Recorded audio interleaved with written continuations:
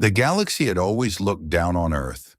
To them, it was just another speck in the vastness of space, a tiny blue dot floating aimlessly in a quiet corner of the universe. They saw its inhabitants as nothing more than primitive creatures, scurrying around like ants, too busy with their petty squabbles to notice the wonders beyond their skies. For centuries, these advanced alien species treated Earth like their personal playground. They sent probes to study humanity, mined resources without permission, and even conducted secret experiments on unsuspecting populations. And yet, despite all this interference, they never thought much of humans. After all, what could such fragile being possibly do against civilizations that had mastered interstellar travel? But one day, everything changed. It started with a flash, a blinding burst of light that lit up the horizon over a small coastal town. The fishermen who witnessed it first still remembered the sound, a low hum that grew louder and louder, until it felt like the air itself was vibrating. He dropped his nets and shielded his eyes, watching in horror as a massive beam of energy shot down from the sky. In an instant, the village he called home disappeared. Houses crumbled into dust, trees vaporized, and the ocean boiled where the water met the shore. It wasn't just destruction, it was annihilation. News of the attack spread quickly. At first, no one knew what was happening. Some thought it was a natural disaster. Others believed it was some kind of freak accident. But when similar strikes hit cities across the globe, New York, Tokyo, London, Sydney, there was no denying the truth. This wasn't random. Someone or something was targeting Earth. Panic erupted almost immediately. People fled their homes, desperate to escape the chaos. Governments scrambled to respond. But how do you fight an enemy you can't see? Reports flooded in about strange ships hovering above major cities, their sleek metallic surfaces gleaming under the sun. These weren't the flying saucers of old sci-fi movies. These were real, terrifying machines bristling with weapons far beyond anything humanity had ever seen. And then came the message. It wasn't spoken or written. It was broadcast directly into people's minds. Everyone heard it at once, regardless of language or location. The voice was cold, mechanical, devoid of emotion. "Well, you are weak," it said. "Your world is ours now. Resistance will be met with extermination." For many, those words shattered whatever hope they had left. How could humanity possibly stand against such overwhelming power? Their technology was laughable compared to what the invaders possessed. Their armies seemed pitiful next to the sheer size and might of the alien fleet. Even their attempts at communication were ignored. Every plea for peace, every offer of surrender fell on deaf ears. Yet, amidst the despair, something remarkable began to happen. In the days following the initial assault, stories emerged of ordinary people doing extraordinary things. There was the teacher who led her students to safety through miles of rubble and smoke. The mechanic who used scrap metal to build makeshift defenses for his neighborhood. The farmer who turned his fields into landing pads for rescue helicopters. These acts of courage, though small, sparked a fire within the hearts of millions. Slowly but surely, humanity began to realize that survival wasn't enough. They needed to fight back. Governments, once divided by borders and ideologies, found themselves united by a common cause.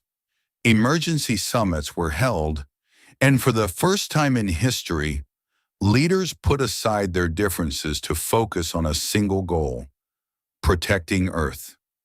Resources were pooled, intelligence shared, and plans drawn up. Scientists worked tirelessly, analyzing fragments of alien tech recovered from crash sites. Engineers repurposed old weapon systems, adapting them to counter the invaders' superior firepower. Civilians trained as soldiers, learning to operate equipment they'd never seen before. At the center of it all was a retired aerospace engineer living in a quiet suburb. Once celebrated for his contributions to space exploration, he had faded into obscurity after leaving the industry years ago. But when the call went out for experts, he answered without hesitation. Sitting in his cluttered garage-turned-laboratory, surrounded by blueprints and half-finished prototypes, he poured every ounce of his knowledge into designing tools that could level the playing field. His ideas were unconventional, risky even, but they gave humanity a fighting chance. As preparations continued, the invaders grew bolder. Cities burned, oceans churned, and the skies filled with the roar of alien engines. Yet beneath the surface, something else was brewing. Humanity wasn't just defending itself, it was planning. Every strike, every loss fueled their determination. They weren't going to let their planet be taken without a fight, because deep down, everyone understood one thing.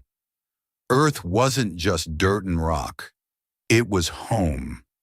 And no matter how powerful the enemy, no matter how hopeless the odds, there was no force in the universe strong enough to break the bond between a species and the world it loved. The invasion had turned Earth into a battlefield, but it also did something unexpected. It brought humanity together in ways no one could have imagined. For centuries, nations had been divided by borders, politics, and ideologies. Wars were fought over land, resources, and beliefs. But now, faced with an enemy that didn't care about flags or languages, those divisions began to fade. The realization hit hard. If Earth was going to survive, everyone would need to work as one. It started small. Local communities banded together, pooling whatever they had to help each other. Farmers shared food with cities running low on supplies. Mechanics fixed vehicles for free so people could evacuate danger zones. Teachers turned schools into shelters, caring for children who had lost their families. These acts of kindness might not have seemed like much compared to the scale of the alien threat, but they mattered. They reminded people that even in the darkest times, humanity still had a heart. As word spread about these grassroots efforts, governments took notice. Leaders who once spent their days arguing over trade agreements and territorial disputes suddenly found themselves sitting at the same table, united by a single purpose: saving their planet. Emergency summits were held around the clock, with representatives from every nation working side by side. Gone were the formalities and diplomatic niceties. This was survival, plain and simple. Decisions were made quickly, resources allocated efficiently, and plans drawn up with brutal honesty. There was no room for ego when the fate of the world hung in the balance. One of the biggest breakthroughs came from the scientific community. Researchers from different countries put aside rivalries and collaborated like never before. Labs that had once competed fiercely now operated as a single unit, sharing data and ideas in real time. And their focus was clear: figure out how the invaders' technology worked, and then use it against them. It wasn't easy. Alien tech was unlike anything humanity had ever encountered.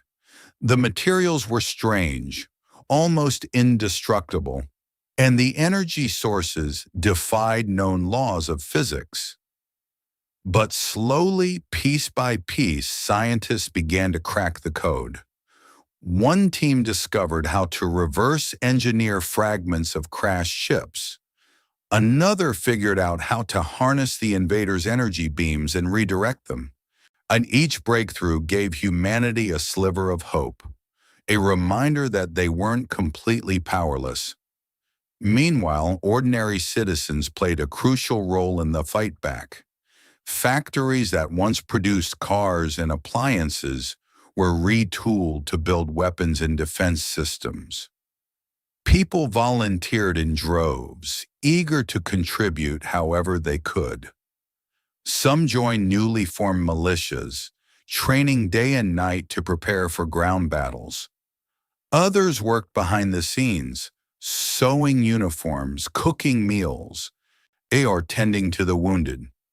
Even children pitched in, collecting scrap metal and delivering messages. No one was too young or too old to help. At the heart of this massive effort was a retired aerospace engineer living in a quiet suburb. Once celebrated for his work on early space missions, he had stepped away from the spotlight years ago, content to live a peaceful life tinkering in his garage. But when the call went out for experts, he answered without hesitation. His garage became a hive of activity filled with blueprints, tools, and half-finished prototypes. He worked tirelessly, fueled by coffee and sheer determination, knowing that every second counted. His most groundbreaking idea came late one night, after hours of frustration. Staring at a pile of alien wreckage on his workbench, he realized something important. While the invaders' technology was advanced, it was also complex, and it relied on precise calibration and intricate systems, things that could be disrupted with the right approach. What if humanity didn't need to match the aliens' power? What if they could exploit its weaknesses instead? Inspired, he sketched out a plan for a new kind of weapon.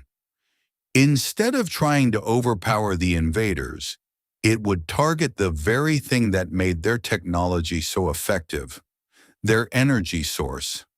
The concept was risky, untested, and required materials that were hard to come by. But it was worth a shot. With the help of a team of engineers and volunteers, he set to work building a prototype. Days turned into weeks, and sleep became a luxury he couldn't afford. Finally, after countless failures and near misses, the device was ready. While humanity prepared for war, the invaders continued their assault, seemingly oblivious to the resistance brewing beneath them. They bombarded cities, destroyed infrastructure, and wiped out entire populations. Yet, for all their brutality, they made a critical mistake. They underestimated their opponents. To them, humans were nothing more than ants, annoying perhaps, but ultimately insignificant. They believed that once they demonstrated their superiority, Earth would surrender without a fight. They couldn't have been more wrong. Intercepted communications revealed just how arrogant the invaders were. Their leaders dismissed reports of human countermeasures as irrelevant. Primitive creatures, one message read. They lack the intelligence to pose a real threat. Another boasted about the ease with which Earth's defenses had been dismantled. These messages were shared widely among resistance groups, fueling their resolve. If the invaders thought humanity was weak, they were about to learn otherwise. Across the globe, makeshift fleets assembled from scavenged materials. Old fighter jets were retrofitted with alien-inspired weaponry. Cargo ships were converted into mobile command centers. Hackers infiltrated the invaders' communication networks, sowing confusion and misinformation. Every action, no matter how small, chipped away at the enemy's dominance. And yet, despite the progress, there was no denying the cost. Entire cities lay in ruins, reduced to smoldering wastelands. Families mourned loved ones lost to the relentless attacks. Hospitals overflowed with the injured, and refugee camps stretched for miles. The scars of war ran deep, both physically and emotionally. But through it all, one thing remained constant: the will to fight back. Humanity wasn't just defending itself, it was preparing to strike. The galaxy had always seen Earth as insignificant, a minor player in the grand scheme of things. But as the pieces fell into place, it became clear that the invaders had made a grave error. They had awakened a species capable of unimaginable resilience, creativity, and unity, and soon, they would learn the hard way that underestimating humanity came with consequences. When humanity finally struck back, it wasn't with brute force or overwhelming numbers. It was with precision, strategy, and a deep understanding of the enemy's weaknesses. The operation, codenamed Eclipse, was months in the making, a daring plan born out of desperation, but executed with meticulous care. Every detail had been pored over, every risk calculated, and though no one knew for sure if it would succeed, and everyone agreed on one thing: they couldn't afford to wait any longer. The target was clear. The invaders' supply lines stretched across the solar system, connecting their massive fleet stationed near Jupiter to resource depots scattered throughout the asteroid belt. These routes were vital to their operations, ferrying energy cells, weapons, and reinforcements to the front lines. If humanity could disrupt them, even temporarily, it might buy Earth enough time to regroup and prepare for the next phase of the fight. But getting close to the alien ships wasn't going to be easy. Their technology was light years ahead of anything humanity possessed, and their sensors could detect even the smallest movement in space. To stand a chance, the resistance needed stealth, and lots of it. That's where the retired aerospace engineer came in. His prototype weapon, now dubbed the Shadow Pulse, became the centerpiece of the mission. While designed to emit a low-frequency energy wave that disrupted alien systems without triggering alarms, it gave human pilots a brief window of opportunity to strike undetected. The device was untested in real combat, but there was no turning back. Humanity didn't have the luxury of waiting for perfection. Volunteers poured in from all corners of the globe. Pilots, engineers, and soldiers stepped forward, knowing full well the odds stacked against them. Among them was a young pilot who had lost everything in the initial attack: her family, her home, her sense of security. For weeks, she trained tirelessly, memorizing star charts and practicing maneuvers in outdated simulators. Her determination was unmatched, fueled by a desire not just for revenge, but for justice. She wanted the invaders to understand what they had done, to feel the weight of the destruction they had unleashed. The night before the mission, the volunteers gathered in a makeshift hangar on the outskirts of a war-torn city. There were no grand speeches or formal ceremonies, just quiet conversations and shared moments of reflection. Some wrote letters to loved ones they'd never see again. Others simply sat in silence, staring at the stars through cracks in the ceiling. Despite the gravity of the situation, there was an unspoken bond between them, a shared belief that what they were about to do mattered. At dawn, the fleet launched. It was a motley collection of ships, cobbled together from whatever scraps could be salvaged. Old cargo haulers served as carriers, while retrofitted fighter jets formed the vanguard. Each vessel carried a small team armed with the shadow pulse devices, ready to deploy them at a moment's notice. As they approached the edge of Earth's atmosphere, the pilots exchanged final words over the comms. "For everyone we've lost," one said, "and for everyone still fighting," another replied. Then, silence fell as they entered the void of space. The journey to Jupiter took days, during which the fleet moved cautiously, avoiding detection at all costs. The tension was palpable, every beep and blip on the radar, sending hearts racing. When they finally reached the target zone, the sight was breathtaking and terrifying.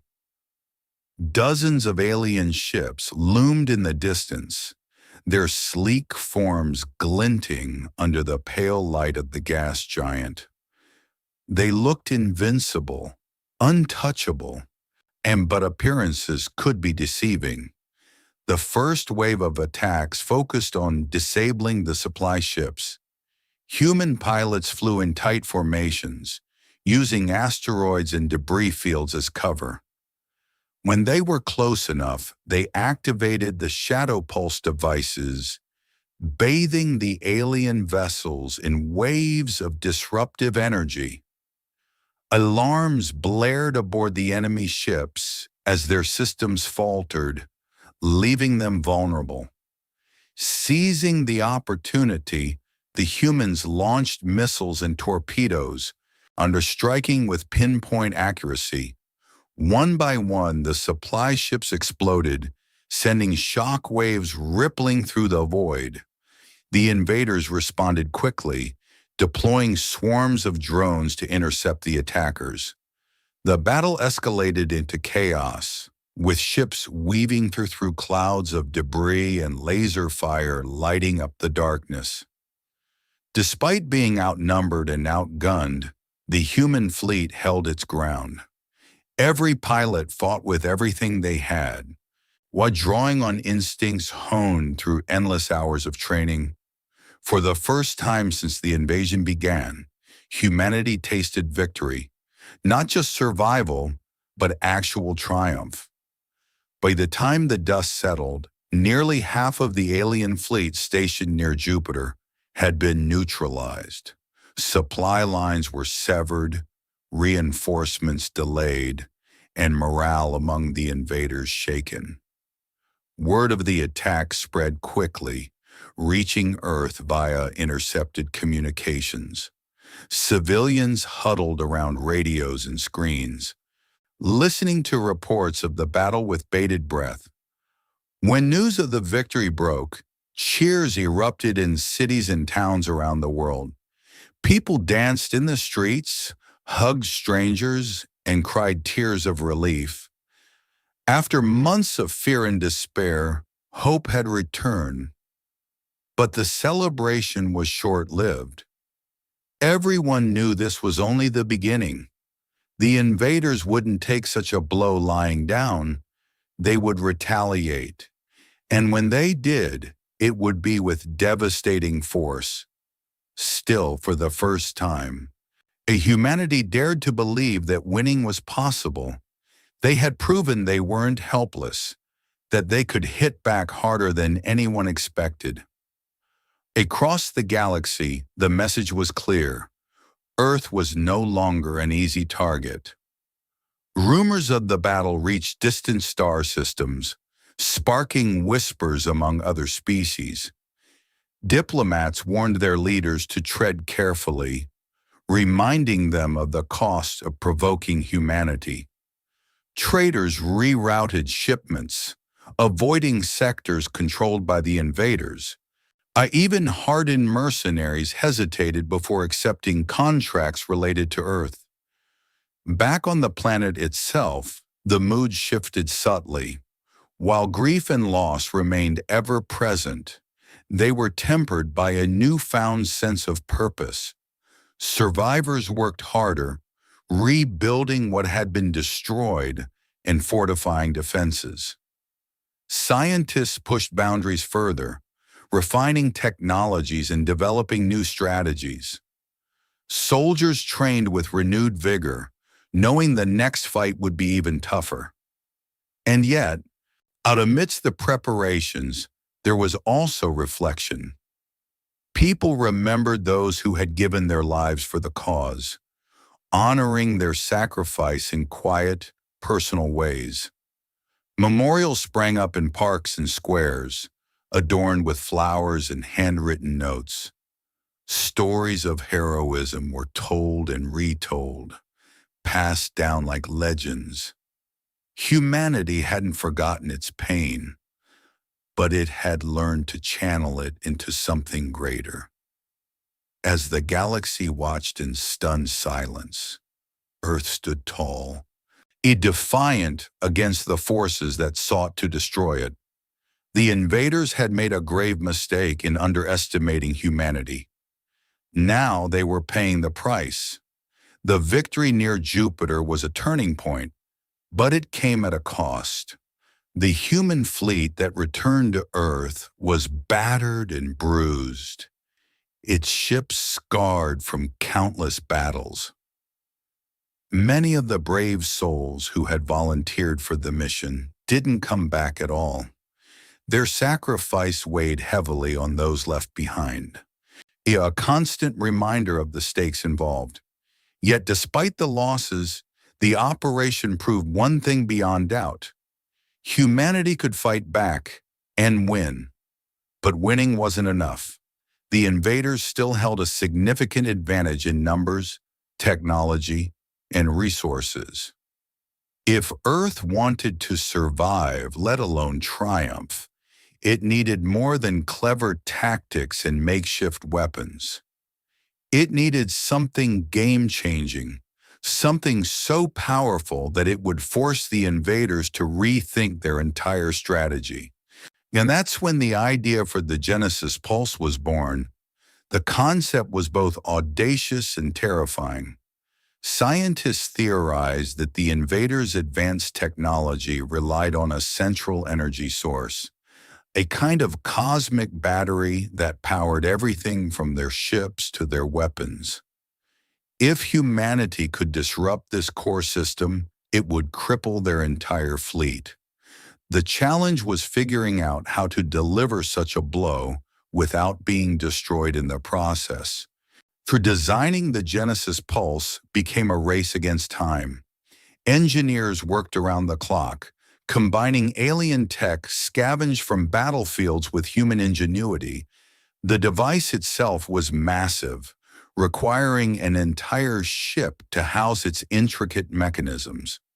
Its purpose was simple yet devastating: emit a pulse of energy so intense that it would overload the invaders' systems, rendering them useless. But deploying it wouldn't be easy. The pulse needed to be activated deep within enemy territory, close enough to their command hub to cause maximum damage.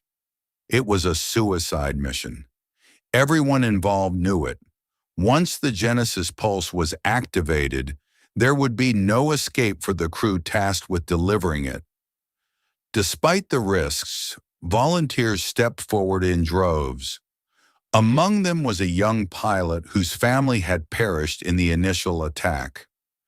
She had already proven her courage during the battle near Jupiter, but this mission was different. There would be no triumphant return, no celebrations waiting for her back home. All she wanted was to make sure her sacrifice meant something, to ensure that others wouldn't have to endure the same pain she had. Training for the mission was grueling. Pilots practiced evasive maneuvers in simulators designed to mimic the chaos of combat. Engineers fine-tuned every component of the Genesis pulse, testing and retesting to eliminate any chance of failure. Strategists mapped out potential routes and analyzing every possible scenario to minimize casualties. Meanwhile, civilians across the globe rallied behind the effort, offering whatever support they could. Factories churned out spare parts, farmers donated food to feed the crews, and artists painted murals honoring the brave men and women preparing to face almost certain death. As launch day approached, the mood grew somber. The volunteers gathered one last time in the same hangar where they had prepared for the Jupiter mission. This time, however, the atmosphere was heavier. Conversations were quieter, smiles rarer. Some wrote letters to loved ones, while others recorded video messages to be played after the mission was complete. A few simply stared into space, lost in thought. No one spoke about fear or regret. Instead, they focused on the task ahead, drawing strength from each other's presence. When the fleet launched, Earth watched with bated breath.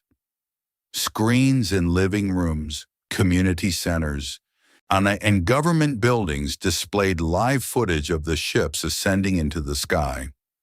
For a brief moment, the world seemed united, not just in hope, but in shared vulnerability. Everyone understood what was at stake. If the mission failed, the consequences would be catastrophic. The journey to the invaders' command hub took weeks.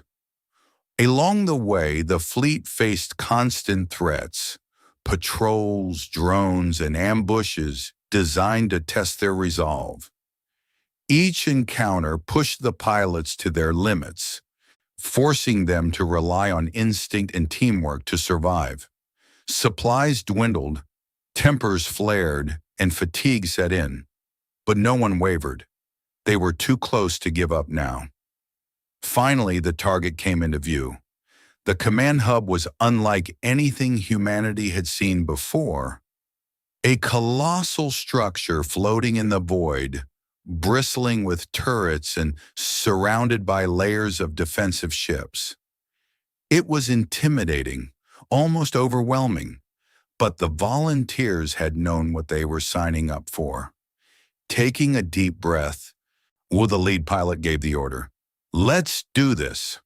The fleet split into two groups. One acted as a decoy, drawing fire away from the main ship carrying the Genesis pulse. Explosions lit up the darkness as missiles streaked through space, creating chaos among the invaders' ranks. Amidst the confusion, the second group slipped past the outer defenses, heading straight for the heart of the command hub. Inside the lead ship, the crew worked frantically to activate the Genesis pulse. Alarms blared as enemy fire pounded the hull, shaking the vessel violently. Sparks flew from control panels and smoke filled the air. Despite the chaos, everyone stayed focused, following the steps drilled into them during training. Finally, with seconds to spare, the device roared to life. "Pulse armed," the pilot announced over the comms. Her voice was steady, betraying none of the emotions swirling inside her. "Get clear." The rest of the fleet retreated as quickly as possible, with leaving the lone ship behind. On board, the crew exchanged final words, their voices cracking with emotion. Then, with a single press of a button, the Genesis pulse detonated. A wave of energy surged outward, engulfing the command hub and everything around it. Alien ships flickered and died, Their systems overloaded. The once imposing structure crumbled, reduced to drifting debris. Back on Earth, people waited anxiously for confirmation of the mission's success. When reports finally came in, with a relief was overwhelming. Cheers erupted in cities and towns, echoing across continents. Strangers hugged, tears streaming down their faces. Humanity had struck another blow, one that might finally tip the scales in their favor. For the invaders, the loss was devastating. Their leadership scrambled to respond, convening emergency councils to assess the damage. Rumors spread of dissent within their ranks, with some questioning whether continuing the war was worth the cost. For the first time, they hesitated, unsure of how to proceed. On Earth, survivors celebrated cautiously, aware that the fight wasn't over. The Genesis pulse had dealt a crippling blow, but the invaders still had resources to spare. Still, the victory marked a turning point. Humanity had shown not only its resilience, but also its capacity for innovation and sacrifice. The galaxy was watching and learning that underestimating Earth came with dire consequences. At the aftermath of the Genesis Pulse mission left Earth in a state of cautious optimism. The invaders' command hub was gone, their fleet scattered and weakened. For the first time since the invasion began, humanity dared to believe that peace might be within reach. But victory wasn't just about winning battles. It was about ensuring that Earth would never again be seen as an easy target. And so, while survivors worked tirelessly to rebuild their shattered world, leaders turned their attention to a new goal, sending a message to the galaxy that would echo for generations. That message came in the form of encrypted broadcasts transmitted across every known frequency and relayed through satellites orbiting distant planets. It wasn't a plea for mercy or an offer of surrender. Instead, it was a declaration, a stark reminder of what happened when someone underestimated humanity. The transmission included footage of the battles fought, the sacrifices made, and the devastation inflicted upon the invaders. It showcased not only Earth's resilience, but also its capacity for destruction. "We are not weak," the voiceover stated, calm yet firm. "We do not seek war, but we will not tolerate aggression. If you come for our home, know this: we will fight until there is nothing left to lose. You have been warned." The message spread like wildfire, reaching corners of the galaxy humanity had never even dreamed of exploring. The alien species who had once dismissed Earth as insignificant now watched with growing unease.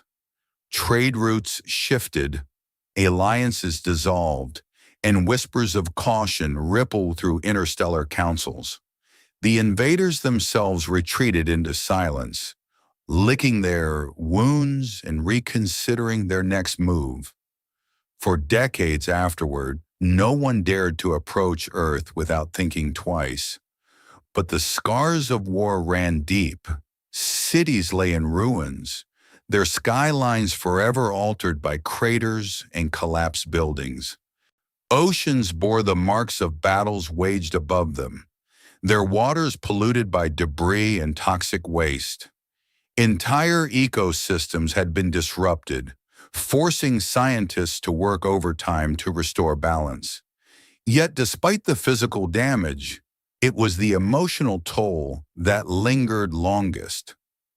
Families mourned loved ones lost to the conflict.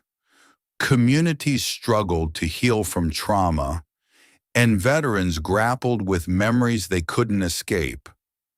Amidst the pain, however, there were glimmers of hope when people came together in ways they never had before. driven by a shared determination to rebuild stronger than ever.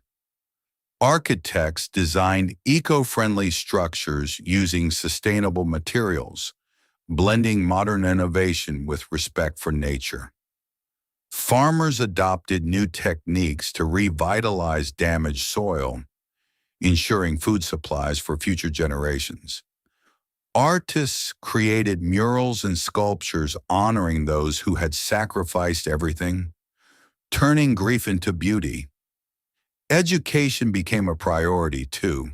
Schools introduced programs focused on science, engineering, and diplomacy, preparing students to face whatever challenges lay ahead.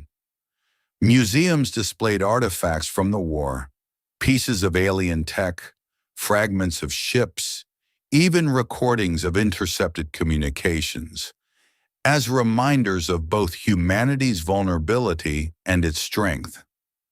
These exhibits weren't meant to glorify violence. Instead, they served as lessons, urging future generations to pursue peace without forgetting how to defend themselves. And on a global scale, governments worked to establish safeguards against future threats.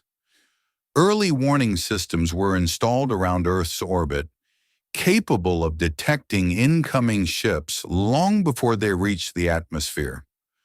Research facilities dedicated to studying alien technology sprang up across continents, their findings shared openly among nations. Diplomatic efforts expanded beyond Earth, with envoys sent to neighboring star systems in hopes of fostering alliances. Humanity had learned the hard way that isolation wasn't an option, not in a universe where danger lurked around every corner. Still, the memory of the war shaped every decision moving forward. Leaders understood that trust had to be earned, not given freely. When alien diplomats finally approached Earth years later, seeking trade agreements and cultural exchanges, they were met with polite skepticism. Negotiations were slow and deliberate, each side testing the other's intentions. Over time, tentative partnerships formed, built on mutual respect rather than fear. For many, the most profound change was internal. The war had forced humanity to confront its own flaws, its divisions, its greed, its tendency to prioritize short-term gains over long-term stability. In doing so, it revealed something remarkable. When faced with extinction, people could rise above their differences and unite for a common cause. That realization sparked a cultural shift, one that emphasized collaboration over competition and empathy over indifference. Decades passed and life on Earth slowly returned to normal, or at least a new version of it. Children grew up hearing stories of the war, tales of bravery and sacrifice passed down like folklore. Some dreamed of becoming pilots or engineers, inspired by the heroes who had saved their planet. Others pursued careers in diplomacy or science, determined to prevent history from repeating itself.